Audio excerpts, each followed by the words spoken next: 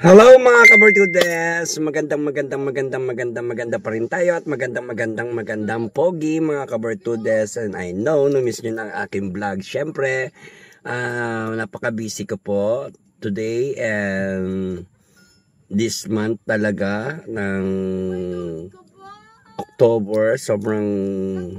Sobrang na-busy po talaga sa dami ng aking mga nakakausap at client. Maraming salamat sa inyo. At syempre meron din ako mga personal na lifestyle na pinagkakaabalahan at tinututukan. Maraming salamat sa lahat ng mga sumusuporta, sa mga followers ko, subscriber ko at sa lahat.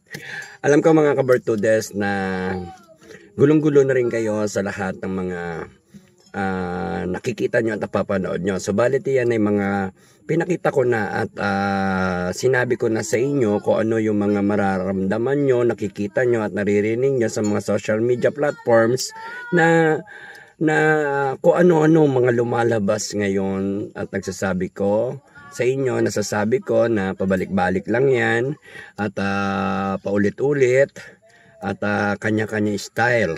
Ngayon, meron akong gustong iparating sa inyo na nabivision ko na mayroong mga bagay na mangyayari na ikatutuwa nyo. Good news dahil magkakaroon ng mga resulta ang mga problema na hinaharap ng ating bansang Pilipinas at ng ating mamamayang Pilipino na kayo ay magkakaroon ng yan. At meron ako ipaparating sa inyo video na tungkol sa mga nakikita ko, no, na yun nga, kakaroon na rin ng pag-asa ang mga mamamayang Pilipino at wag po kayong maguluhanan dahil basta't ang pinapanood nyo ay may katotohanan para hindi kayo maguluhanan. Kaya may nakikita ko sa inyo sa mangyayari doon sa mga card na inilabas ko at maaaring 80% na yung maaaring mangyari ngayong end of the year, no? At marami tayong matatanggap na mga good news na ikabubuti ng ating bansa this last quarter of the year 2025 dahil papasok na rin ang mga kabayo, ang mga espiritu ng kabayo. Kaya ang espiritu ng mga ahas ngayon ay maaaring mapagod na, mabulahaw na sila at mapagod at magkaroon ng pagbabago ang ating bansa. Kaya may nakikita ko about sa ating mga sinusuportahan at pinaniniwalaan at pinagkakatiwalaan ang ating mga tagapagtanggol ng ating bansang Pilipinas at ng mga namumuno sa gobyerno para makatulong at makatanggap tayo ng magandang resulta na makakasolusyon sa ating problema. Maraming good news na magaganap dahil mananagot na mga dapat managot sa mga corruption at sa mga pangyayari na naglalabasan. Dahil sinabi ko sa inyo pabalik-balik, paikot-ikot at mapapagod din yan at hindi magtatagal, lalabas din ang katotohanan. Dahil hindi mananaig ang mga kasamaan sa kabutihan. Kaya always tayo panalo, always tayo tagumpay mga kabartudes. Happy lang, good vibes lang tayo. At maraming salamat sa lahat ng mga naniniwala at nagtitiwala sa ating mga gabay ng tagumpay. Kaya kung gusto nyo magtagumpay, mag-focus kayo sa lifestyle nyo and then supportahan natin ang ating mga dapat supportahan na alam natin na mas makakatulong sila sa ating mga panalangin at dinadalangin natin para sa ating bansang Pilipinas at sa mga Pilipino at sa bawat Pilipino na nahihirapan. At tungkol naman sa mga issue ngayon na kay PRRD, maraming surprise at na magaganap sa issue tungkol kay PRRD at saka kay BP Sara, kay Marcoleta at kay Barsaga. at ang iba pang mga partido ng PRRD, no? Ng mga DDS supporters. Marami na mas mananaig ang kabutihan kaysa kasamaan at mabubunyag. Marami mga mabubunyag na mga lihim noon at mabubunyag na ngayon.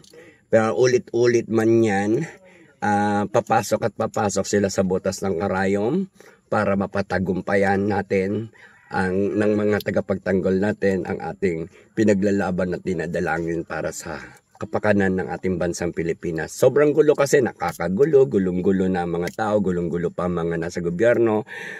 At unti-unti nang natatauhan ng mga tao, nabubuksan na at nagiging full good mindset na ang mga tao dahil sa mga nangyayari. Dahil lalo na yung mga taong nag-umpisa noon na alam naman nila sa sarili nila na sila yung mga may hinang nilalang at kundi dahil sa pera ay lumalakas sila. Kaya wag natin silang tularan at isipin natin ang kinabukasan ng ating mga kabataan, ng ating mga susunod na henerasyon at saka in the future ng ating Pilipinas. At wag po kayo mawala ng pag-asa. Ako nga po ay na wawalan man gana na sila ay palaging hinuhulaan ngunit or binabasahan ng tarot card, ngunit ang mga nasabi ko sa mga tarot card ng mga nakaraan ay mangyayari na ngayon. Kaya abangan niyo yan dahil alam ko at kahit anong gawin nilang pagdideny lalabas at lalabas dyan sa lahat ng mga sinabi ko. Kaya maraming salamat po sa lahat ng mga naniniwala at nagtitiwala sa aking mga kakayahan at mga gabay ng tagumpay at karunungan ko. At alam nyo naman mga sagrado tayo at hindi tayo pwede basta-basta na lang. At I'm the one, I'm only the one amazing power fortune teller Philippines. Kaya sa lahat ng mga nagtitiwala at nananatiling subscriber ko, abangan nyo ang susunod natin mga video sa susunod dahil nakikita ko na yung pagbabago at magbabago at babaguhin natin na mangyayari ngayong 2026, no? Next year is 2026 is magbaback to zero pero magsisimula muli. May bagong bukas kaya wag kayong magwala ng pag-asa. Magsisimula muli ang ating kapayapaan, katagumpayan at justice system na good, ha? Kaya mga kabartudes, huwag kayong maguluhanan at kayo ay manatili at tayo ay manatiling manalangin palagi sa ating pinaglalaban at hinihiling sa ating panalangin sa ating Panginoong Diyos na hindi magtatagumpay ang mga kasamaan. Anuman at anuman ang gawin. Marami kasi dyan mga nagdudunong-dunungan pero wala namang talagang mga alam. At marami rin dyan for the views only. At ginagawa nilang hanap buhay ang kanilang mga career. Kaya wag naman dapat maging isipin na pansarili lamang, kundi makatulong tayo sa ating mga dapat tulungan at kung sino man yun nangangailangan ng tulong sa abot ng ating mga makakaya. Wag natin silang gawing instrumento sa kahirapan. Gawin natin silang instrumento para sa pakikipagtulungan at maging mayaman sa tunay na kaisipan ang ating mga kapwa Pilipino. Itaas natin ang ating bansang Pilipinas at ang ating kapayapaan ay maghari na, pagkakaisa, mananaig talaga ang kabutihan. Abangan nyo ang mga good news na darating ngayong last quarter of the year. Kaya maraming salamat sa lahat ng ngayon. Nabivision ko na ang ating Presidente Bongbong Marcos ay maaaring maging part 2 style kay dating former president din na si Noynoy Aquino, na para bang may papasok din na bagong presidente ng Duterte at biglang magkakasakit si Bongbong Marcos, President Bongbong Marcos, at magiging ganon parang style ng nangyari kay PRRD at kay kay Noynoy Aquino. Ayan, ganon na lang, isipin nyo yon.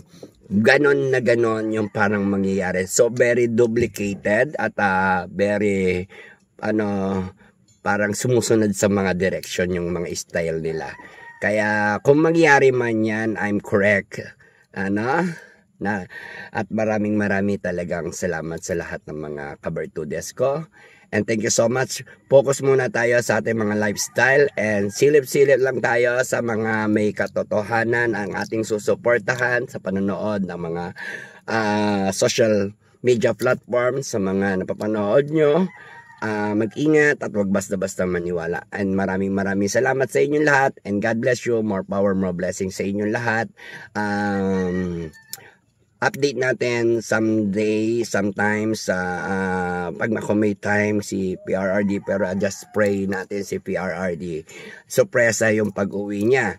Kaya mga kabartudes, wag tayo mawawalan ng pag-asa. And then nakikita ko yung mga changing or change object dyan ngayon, kasi papasok talaga ang year of the horse. Sisipain yung mga as na yan. Okay, maraming salamat, and see you next video. Thank you so much, and God bless you. More power. I miss you all. I love OFW. Sa lahat ng iba't ibang bansa na aking mga kliyente, maraming salamat po sa inyo, at sa iba't ibang lugar. Maraming salamat sa inyo, sa lahat ng mga supportan nyo. Supportan nyo ang aking video, para sa inyo to. And have a nice day, every day, and forever day. Maraming salamat, and thanks you very much, and so much more. More power sa lahat ng mga kabartudes, and always panalo, always tagumpay. Happy lang, good vibes lang, Rocket Swerte, always panalo, always tagumpay. Thank you for watching.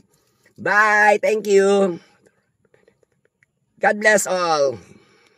God bless to us.